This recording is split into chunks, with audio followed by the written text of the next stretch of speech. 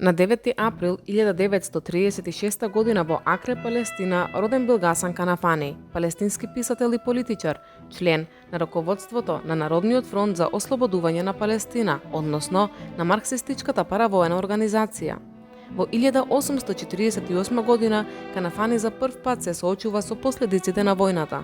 По завршувањето на првата арапско-израелска војна, неговото семејство е принудено да го напушти родниот крај, доселувајќи се прво во Либан, а потоа во Сирија.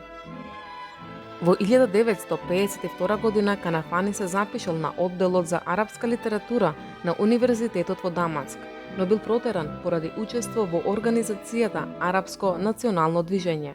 Во 1967 година Канафани учествувал во формирањето на Народниот фронт за ослободување на Палестина, марксистички огранок на Арапското национално движење, кое истата година се распаднало. Гасан Канафани се смета за автор на политичката програма на ПФЛП, која стоела на позициите за создавање палестинска држава во рамки на Социјалистичка федерација на Блискиот Исток. Пред создавањето на оваа партија, Канафани бил познат како писател, не само во арапскиот свет, туку и пошироко. Пишувал раскази, романи и драми, во кои се согледува неразделноста на неговите политички ставови со неговата творечка дејност.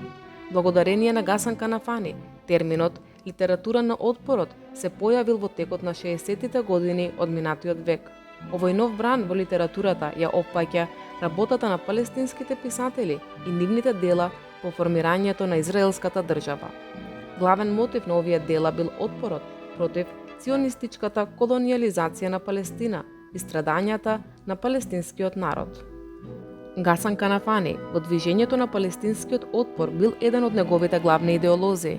Иако во животот не испукал ниту еден куршум, неговиот збор бил посилен од секое оружје, поради што бил убиен уште на 36 годишна возраст на 9 јули 1972 година при експлозија на бомба поставена под неговиот автомобил. Одговорноста за нападот ја презела тајната израелска служба Мосад. Според најраспространетата верзија за причините и мотивите зад атентатот се споменува масакрот на аеродромот во Лод, кој се случил еден месец претходно, а при кој загинале 24 лица, а 78 биле повредени.